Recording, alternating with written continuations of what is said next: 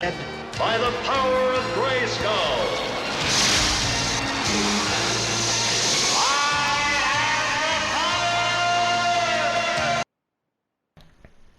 Hello, this is just a quick review for Tony Hawk's Pro Skater 1 and 2 Remastered. I had the games originally back in the day, so I've played them all through the original Tony Hawk's 1 and 2, and it's just basically exactly the same game, but with extra stuff, and it's obviously been remastered from the ground up. They've kept the same game engine, so the skating and everything feels really familiar.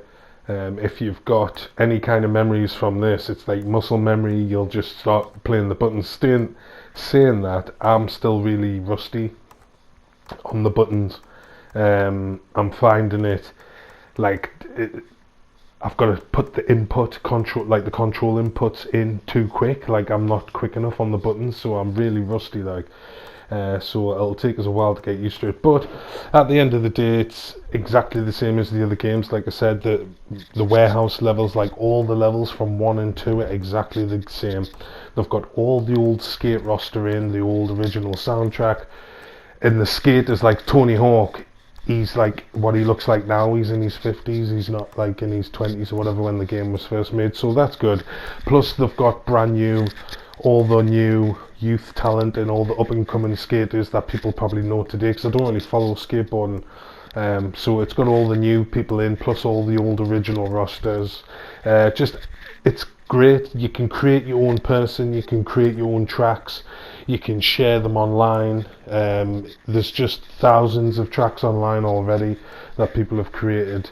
But as you look, you can change your character, you can change what you're wearing, you can change like the trucks, the wheels, the board, the grip tape. You can change your moves like you've just seen there, so you can map your own special moves and put them to whatever directions they want, and you can always put them like just up, down, or left, right. You don't have to have up, right, or down, left, or whatever complicated ones. Just map them all so they're easier to remember, because when you're jumping from grind to grind and then into a manual, back into a grind, into a flip trick, into another manual, you want to be able to put your special quick the inputs in quickly, so up, down, or down, up, left, right is easy to do when you're quickly inputting different combos. You've got your skate shop where you can buy all the boards and stuff and different clothes and stuff like that, which is good, because I'm so glad that you get to use your in-game currency instead of actually having to like pay real world money, because they could easily put these boards on here for like 59 pence each or something, but it would have just totally ruined it. I think the fact that you have to earn the money within the game to unlock stuff is better, because it makes you want to play the game in order to get something that you want, instead of just being able to go on the store and just pick it up just by paying the real world money. So I do like that. I think it would be good if you had the chance to create your own board altogether, where you could design it, but obviously people would have profanity and stuff like that, drawing big dicks on it and that, and you know what I mean, so you'd have to have certain things that you couldn't share. If it like detected anything, you couldn't share it, but still, if you wanted to just have it on your game, it would be good to be able to design your own boards. The clothes are okay. Again, some clothes, once you've bought them, you can actually press triangle and customize the colours, which you should be able to do that with every single pair, because you might find the right style of shoe, but it's just the wrong colour. Like that, you could get rid of those like red camouflage bits and you could put in your own colours. That would be a lot better, because then you really could customize your character to the clothes that you own in real life. You've got your tattoos and everything like that, your haircuts and your facial hair. Again, you can't change all the colours of the facial hairs, and not every haircut has an option to customize. But again, if you look here, there's over 700 challenges in the skater, combo, multiplayer, skate park, you know what I mean? So there's a load of challenges. These are just like daft badges at the moment. I've got Nike, but like this is the warehouse level.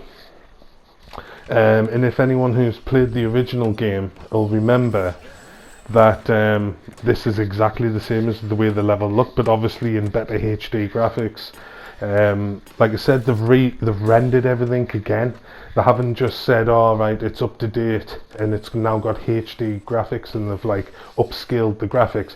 They've actually built the game again from zero, but they've used the same game engine and they've just redesigned the levels exactly, but just with better graphics, better lighting, better textures and everything like that. So it is basically the exact same game it was, but just up to date, which is perfect. That's exactly what they should be doing with a lot of classic games, like The Godfather, Scarface, The Warriors, stuff like that, where just take the game that it already is. Manhunt, can you remember that? That was a really good game. Take the game and just build it again with the new technology. That's what most games need, especially now the PS5's coming out. The amount of possibility for graphics and stuff, and old games that are class, get them back on the PS5. You know, because there's lots of kids and people like different generations who haven't played all of those classic games from the PlayStation 2 and the PlayStation 3. There's some really good games came out, but just the technology was permitting and it stopped the games from being absolutely amazing. Now there's new technology, you could bring those games back out. But again, Downtown, this is another classic level. People who have played the game before will remember. But there's things about it I absolutely love, like a couple of things I've mentioned, like the graphics and the fact they've rebuilt everything. You've still got to collect skate and the secret tape and everything like that, but they've hid in a lot of extra things, like there's little alien plush teddies to find, and there's new objectives. But that's what I like about it. They've kept it the same, but they've added extra bits on. So they've still got the key game elements which made it amazing in the first place, and they've just added on top of it. They haven't tried to make it something brand new. They've went back to the roots, and it's a winning combination, I think. But at the moment, like I'm horrendous at it at the moment. If you can see, I always keep bailing like that, and I'm just not very quick. Like me fingers aren't as dexterous as they used to be when I was younger, and like me brain can't move quick enough to tell me fingers to press the right buttons at the right time. It's so frustrating because I keep bailing on tricks because I'm not getting that triangle in, or I'm not, you know, like I'm pressing a direction and a button too late or whatever. Especially when I used to play it back in the day, but it's muscle memory. Like I said, the more you play it, it just comes back to you. But there's lots about it, like I said, I do like, but there's things I don't like. The multiplayer isn't very good. It's basically, I mean, I tried to play the multiplayer and I had like 40,000 points, and first place was 1.5 million points, because they've just got full stats.